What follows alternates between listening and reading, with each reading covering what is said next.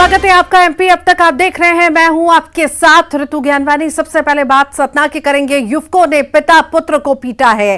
कई युवकों ने मिलकर पिटाई की है। डंडे और लात घूंसे बरसाए हैं। बाइक से कहीं पिता पुत्र जा रहे थे। करीब 20 मिनट तक ये मारपीट होती रही। मारपीट करने वाले बर्दडी मोहल्ले के बताए जा रहे हैं। सीधी के रामपुर नैकेन के पिता पुत्र बताए जा रहे हैं।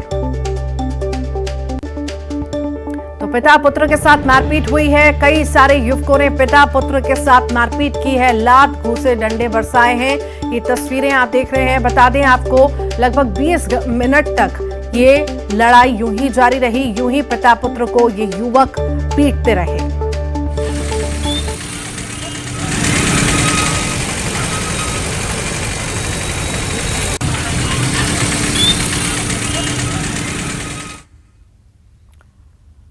छतरपुर से बड़ी खबर है। सिविल लाइन पुलिस की कस्टडी में महिला आरोपी फरार हुई है। जिला अस्पताल से फरार हुई है महिला।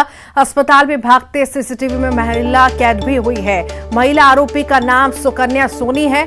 वारंट की तामीली में महिला को पुलिस ने गिरफ्तार किया था। पुलिस तलाश में जुटी हुई है।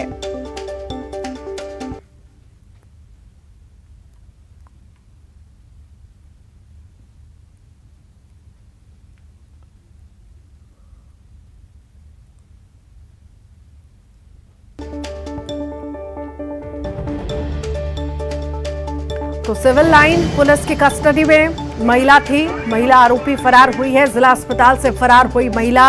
अस्पताल से भागते सीसीटीवी में ये महिला कैद भी हुई है। महिला आरोपी का नाम सुकन्या सोनी है। वारंट की तामीली में महिला को पुलिस ने गिरफ्तार किया था।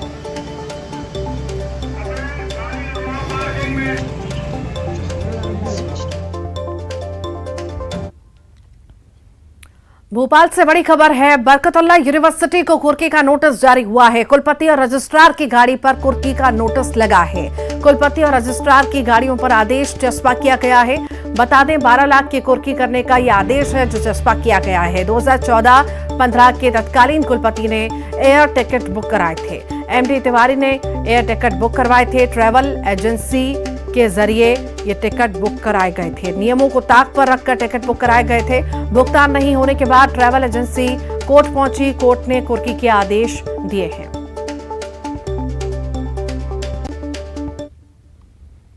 प्रदेश की कानून व्यवस्था को लेकर सीएम शिवराज सिंह चौहान ने बड़ी बैठक की और इस बैठक में सोशल मीडिया भ्रामक खबरों पर सख्ती के सीएम ने निर्देश भी दिए हैं। उधर कांग्रेस ने बैठक को चुनावी करार दिया है।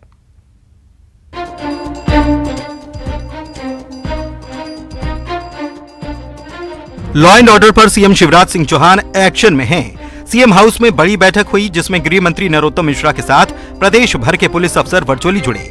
अवैध मदरसों और कट्टरता को लेकर सीएम ने सख्त निर्देश दिए और रिव्यू करने के निर्देश के साथ ही सोशल मीडिया पर कट्टरता भ्रम फैलाने वालों पर कार्रवाई के भी निर्देश दिए।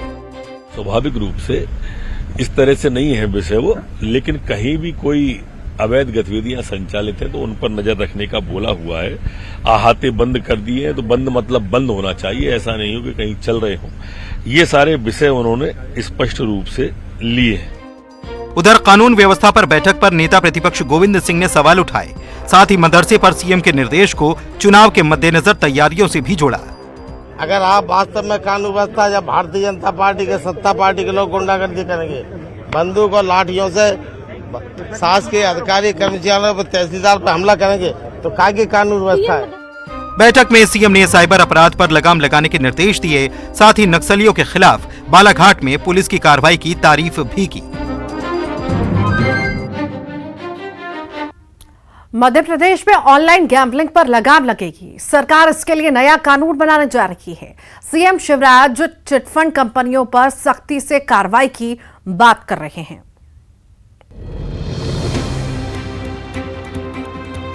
एमपी में अब ऑनलाइन गैम्बलिंग पर लगाम लगाने के लिए सरकार नया कानून बनाएगी। सीएम शिवराज ने इसे लेकर बयान दिया। सीएम ने कहा कि जुआ अधिनियम 2023 बनाया जाएगा। पुराने कानून में ऑनलाइन गैम्बलिंग पर कार्रवाई का प्रावधान नहीं है। यही वजह है कि नया कानून लाया जाएगा। मध्य प्रदेश में वर्तमान जुआ अधिनियम 1876 का है।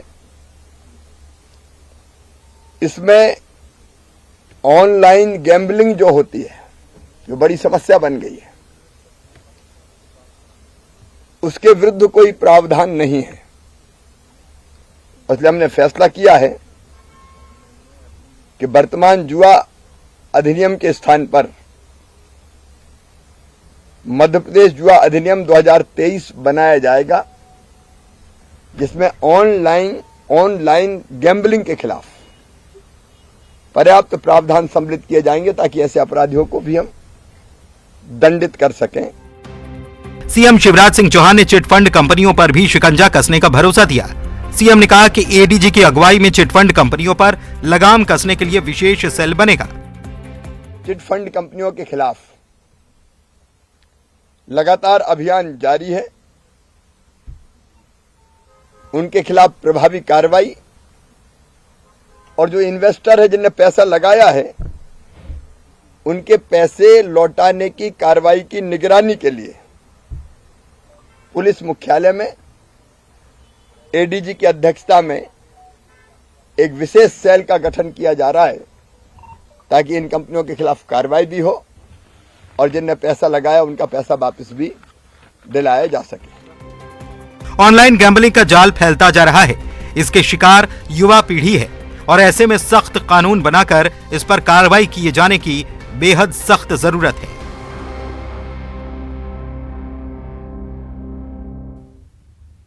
हमेशा दूसरों के सिर ठीकरा फोड़ने वाले कांग्रेस के वरिष्ठ नेता और पूर्व सीएम दिग्विजय सिंह ने सीहोर के दौरे पर रहे, जहां उन्होंने यहां स्वीकार कर दिया, सबको चौंका दिया कि प्रदेश में कांग्रेस संगठन की स्थिति ठीक नहीं। दरअसल मध्य प्रदेश में विपक्ष में बैठी कांग्रेस आगामी विधानसभा चुनावों को लेकर कार्यकर्ताओं को एकजुट करने में लगी है। ऐसे में पूर्व सीएम दिग्विजय सिंह को उज्जैन, शाजापुर, आगरमालवा समेत सीहोर की जवाबदेही सौंपी गई है।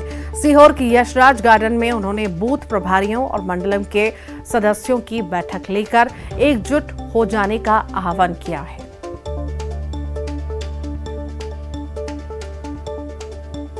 हमें ये स्वीकार करने में कहीं एतराज नहीं है कि हमारा कांग्रेस पार्टी का संगठन जैसा होना चाहिए वो नहीं है।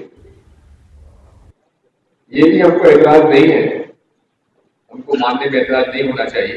एतराज तो है लेकिन मानने से एतराज नहीं होना चाहिए कि हमारा जो इलेक्शन मैनेजमेंट है आखिरी पोलिंग के दिन का, उसमें भी भारी कमी रहती है।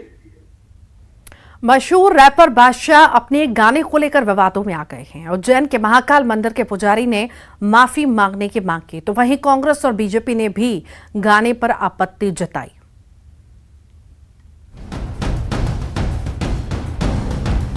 रैपर बादशाह के गाने पर विवाद खड़ा हो गया है। गाने में आपत्तिजनक शब्दों के साथ ही भगवान भोलेनाथ के नाम का प्रयोग करने के चलते महाकाल मंदिर के पुजारी ने आपत्ति जताई है। पुजारी ने सिंगर से माफी मांगने को कहा है। पूरा नग्गा नाचे, कुछ भी करे, हमें उससे कोई लेना देना नहीं, लेकिन जब भी भगवान और सनातन धर्म से जुड़े हुए देवी देवताओं का यदि कोई इस तरीके से मखौल उड़ाता है तो उसका पुरजोर विरोध किया जाता है। पूरा सनातन धर्म को इसका विरोध करना चाहिए। ऐसे गानों को तो हिंदू समाज को सुनना भी नहीं चाहिए, बहिष्कार कर देना चाहिए ऐसे गानों का। आमतौर पर सियासत में एक दूसरे का विरोध करने वाले कांग्रेस और बीजेपी ने भी गाने का विरोध किया। कांग्रेस ने महाकाल मंदिर के पुजारी की मांग का समर्थन किया, वहीं बीजेपी ने भी इसे हिंदू देवी देवताओं के अपमान से जोड़ा। करोड़ों लोगों की आस्था का एक केंद्र है, देश विदेश से लोग वहां दर्शन करने आते हैं। अगर उनसे संबंधित कोई इस तरह का गाना आया है तो ये काम फिल्म सेंसर बोर्ड का है, उस पर तुरंत कार्रवाई होनी चाहिए। और देखिए, फ्रीडम ऑफ एक्सप्रेशन के नाम पर जिस प्रकार से ये आर्टिस्ट जो हैं कुछ भी परोसने का काम कर रहे हैं और खास तौर पर हिंदू देवी देवताओं को जिस तरीके से ये प्रस्तुत करते हैं या जिस तरीके से ये पैरोडी बनाते हैं या जिस तरीके से व्यंग करते हैं, मुझे लगता है कि इससे प्रत्येक व्यक्ति को बचना चाहिए, क्योंकि इससे समाज की भावनाएं आहत होती हैं। बोलने की आजादी का मतलब ये नहीं है कि किसी की धार्मिक भावनाओं को आहत किया जाए। ऐसे में सिंगर बादशाह की मुश्किलें आने वाले दिनों में बढ़ सकती हैं।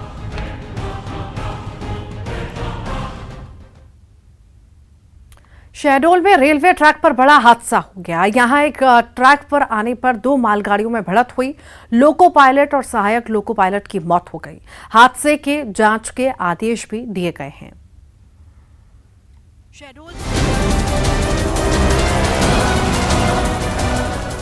पटरी पर एक के ऊपर एक चढ़ी ट्रेन ये बताने के लिए काफी है कि हादसा कितना बड़ा है। तस्वीरें शहडोल से सिंहपुर रेलवे स्टेशन की हैं। यहाँ दो मालगाड़ियों में भीषण टक्कर हो गई। टक्कर के बाद एक तीसरी मालगाड़ी पर ट्रेन का इंजन पलट गया। हादसे के बाद भीषण आग लग गई। आनन फानन में रेलवे ने राहत और बचाव का काम शुरू किया। इस बीच लोको पायलट और सहायक लोको पायलट की मौत हो गई। वहीं 6 कर्मचारी जख्मी हुए हैं। एक मालगाड़ी पहले से सिंहपुर रेलवे स्टेशन पे खड़ी थी, सिग्नल रेड दिया गया था। उसके बाद भी बुढ़ार की ओर से जो दूसरी मालगाड़ी को लेकर आ रही थी, वह सिग्नल को तोड़ते हुए जो मालगाड़ी खड़ी थी उसके पीछे वाले इंजन में सीधा उसने टक्कर मार दिया। इस मौके पे 2 लोगों की मौत हो गई है। एक की मौत मौके पर हुई है, दूसरे जो रेलवे कर्मचारी था उसकी मौत उपचार के दौरान मेडिकल कॉलेज में हुई है। हादसे को लेकर खुलासा हुआ है कि हादसे वाले ट्रैक पर रेड सिग्नल था। हालांकि मौके पर जीएम और टीआरएम भी पहुंचे और जांच के आदेश दिए।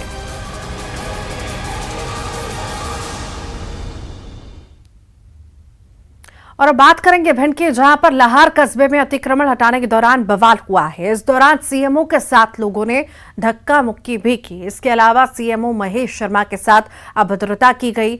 बवाल इतना बढ़ा कि लाहार के भाजपा नेताओं ने थाने का घेराव कर दिया। अतिक्रमणकारी मकान मालिक का आरोप है कि नेता प्रतिपक्ष गोविंद सिंह के इशारे पर तोड़फोड़ की गई, जबकि उसके पास कोर्ट के स्टे ऑर्डर हैं।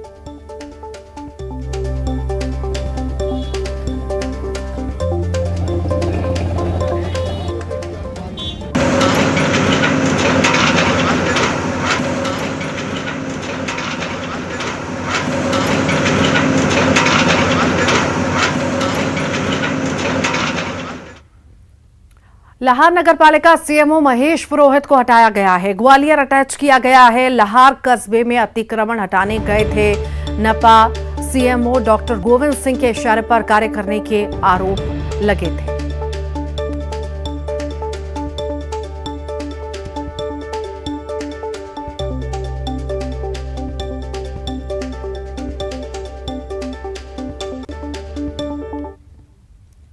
उधर जबलपुर में भी मामा शिवराज का बुलडोजर चला है। यहां कुख्यात बदमाश जमाली खान के अवैध ठिकाने पर कार्रवाई की गई।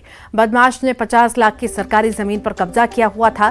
प्रशासन ने कार्रवाई कर जमीन को मुक्त करा दिया। प्रशासन की कार्रवाई के दौरान महिलाओं ने हंगामा जरूर किया, लेकिन प्रशासन ने विरोध करने वाले को हिरासत में ले लिया। जमाली पर हत्या के अलावा 27 संगीन मामले दर्ज।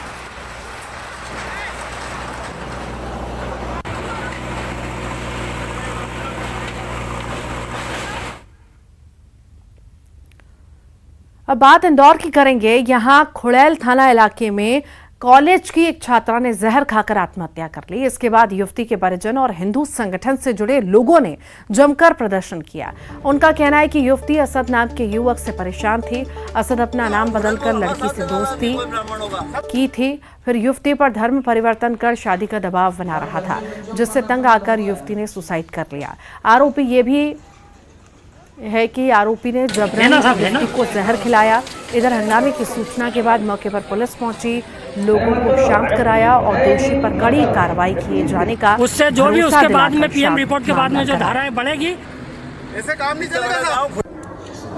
एक अभी थाने पे आज सूचना मिली थी कि एक लड़की ने जहर खा के हत्या कर ली है और उसको बॉम्बे हॉस्पिटल में भर्ती करवाया गया था, जिसके उपरांत उसकी मृत्यु हो गई।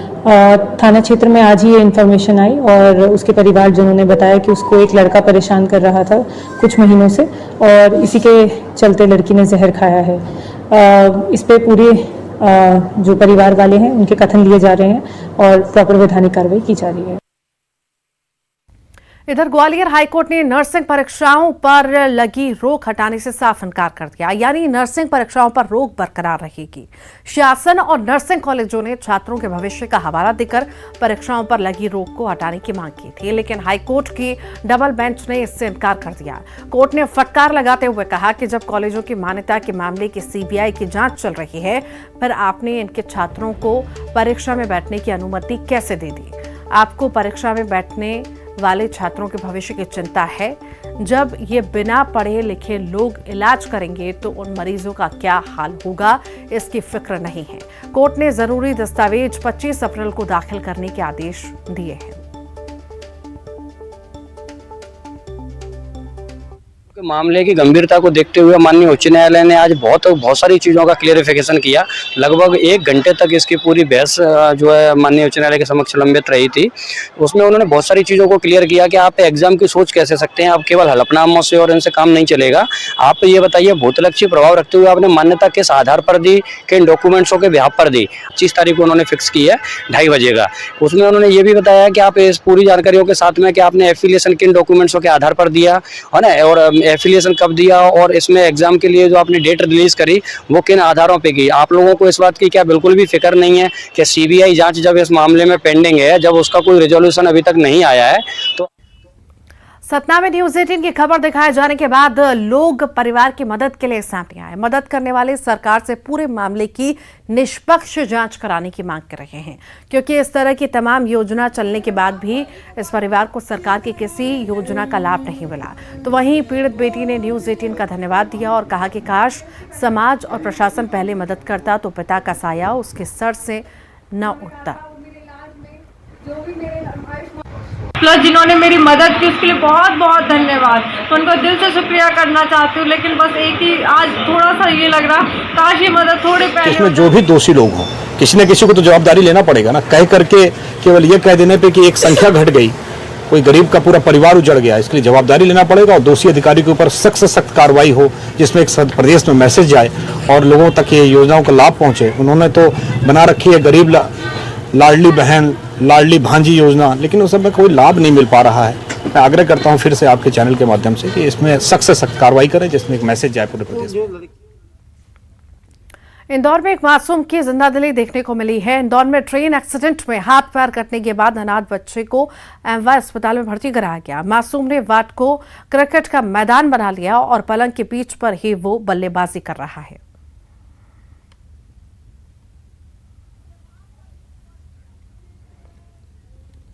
अब बात मंदसौर की करेंगे, जहां नारायणगढ़ में आयोजित सांसद खेल महोत्सव में मुख्य अतिथि के तौर पर प्रदेश के वित्त मंत्री जगदीश देवड़ा शामिल हुए। युवाओं का हौसला बढ़ाने के लिए देवड़ा खुद कबड्डी के मैदान में उतर गए और कबड्डी खेली।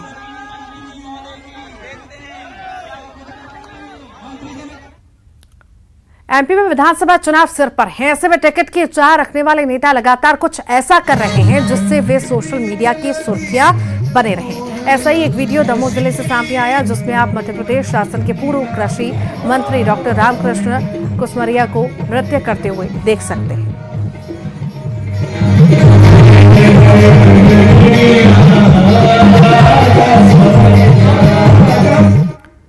श्योपुर के कूनो नेशनल पार्क से बाहर निकलकर लगातार रिहायशी इलाकों से आसपास देखा जा रहा नर चीता ओवान अब शिवपुरी के माधव नेशनल पार्क पहुंच गया है। कूनो के अधिकारियों का मानना है कि चीते को तब तक ट्रैंकुलाइज करके कूनो नहीं लाया जाएगा जब तक वो किसी के लिए और उसके लिए कोई खतरा न बन जाए।